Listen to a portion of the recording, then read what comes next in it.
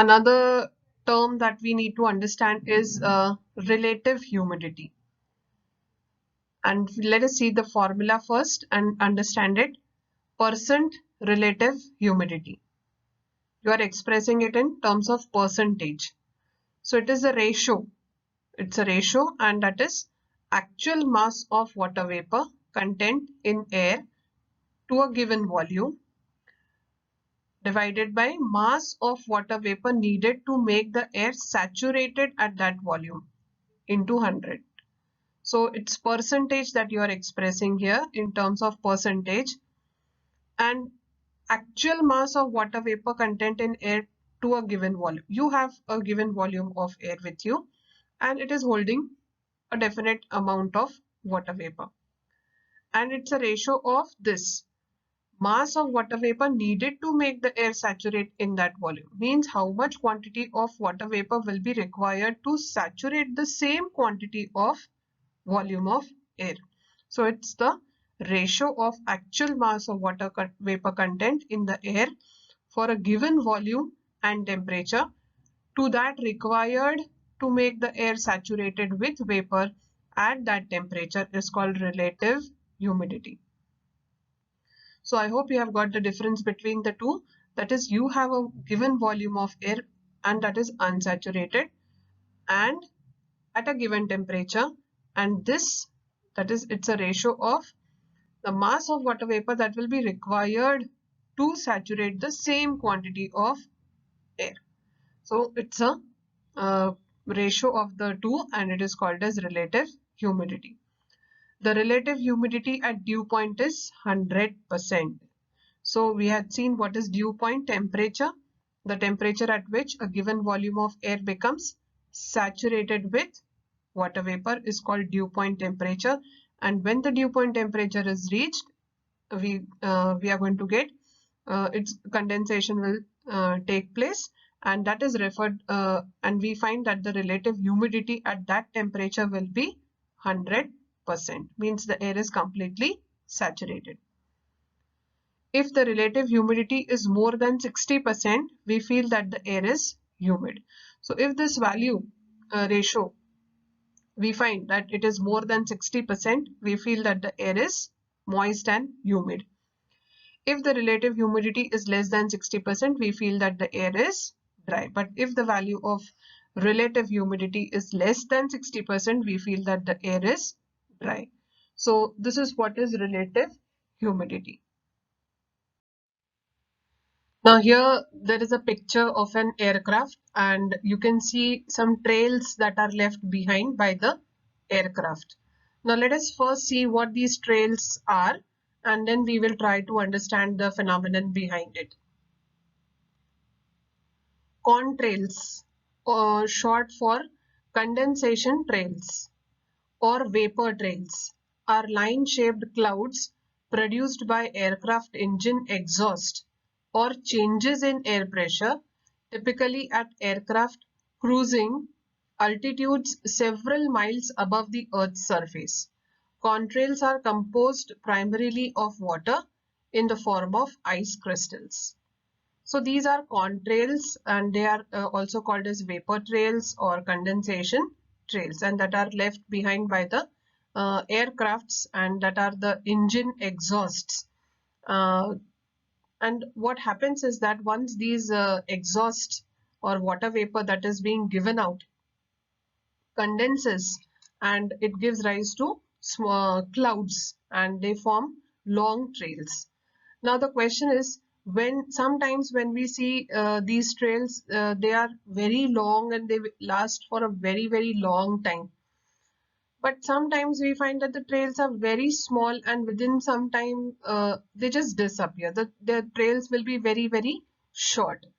So what is the reason behind this? How do we relate it to the topics that we have just now studied? So during winter season, you may have observed a white trail at the back of a flying plane in a clear sky. As the plane flies, the vapor released by the aeroplane engine condenses and forms clouds. If the surrounding air is having more relative humidity, it takes long time for the white trail formed by condensation of the vapor to disappear. If the relative humidity of the surrounding air is less, either the size of the white trail may be small or it may not even get formed. So what is the state of the air at that high altitude where the aircraft is flying will determine whether the trails will be short or long. So if the air at that altitude is already saturated, and if this exhaust of the aircraft is being given out, obviously it will so happen that the relative humidity is very high, and so extra water vapor gets condensed, and these trails will take a very long time for disappearing. But if the relative humidity is very low, means the air at that altitude is unsaturated, it still has lot of capacity of holding water vapor. Temperature may be high in that case, and so it will so happen that the trail that is being given out will last for a very short time, because still the air is unsaturated and it can hold a lot of water vapor. So generally we find these trails to be very long in winters, because in winters the temperature is low and the water vapor holding capacity of air is also less, and so it easily gets saturated at that altitude, and we can see these trails are very long and they take long time for disappearing. The same thing if we observe in summers, we find that the trails will be shorter because the temperature is high, water vapor holding capacity is high, the relative humidity is low, and the temperature being high, the water vapor holding capacity is also high, and the air is not yet saturated and it can hold still a large amount of water vapor in it, and so whatever exhausts are given out, they are accommodated into the air at that altitude and the trails become very short. So this is one example of relative humidity that we get to see in our everyday life. Coming to units of heat, in the SI system, the unit of heat is called as joule and it is abbreviated as capital J, whereas in CGS system, it is calories, and the short form is written as CAL. So calories is the unit of heat in the CGS system. How do we define 1 calorie and 1 kilocalorie of heat? So the amount of heat necessary to raise the temperature of 1 gram of water by 1 degree Celsius from 14.5 degrees Celsius to 15.5 degrees Celsius is called 1 calorie heat. So the temperature range that is chosen for 1 degree rise in temperature is 14.5 to 15.5 degree Celsius, and that is referred to as 1 calorie of heat. Similarly, the amount of heat necessary to raise the temperature of 1 kg of water by 1 degree Celsius, again from 14.5 to 15.5 degrees Celsius, is called 1 kilocalorie of heat.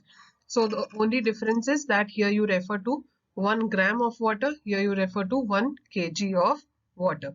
The temperature range remains the same for 1 degree rise in temperature. So 1 mark question can be asked on this. You may be asked to define 1 calorie or 1 kilocalorie of heat. So learn the definition. This conversion we all know, that is 1 kilocalorie is equal to 1000 calories. So with this we come to the end of this topic, that is units of heat. We had talked about dew point and humidity and anomalous behavior of water. Number of topics have been covered today.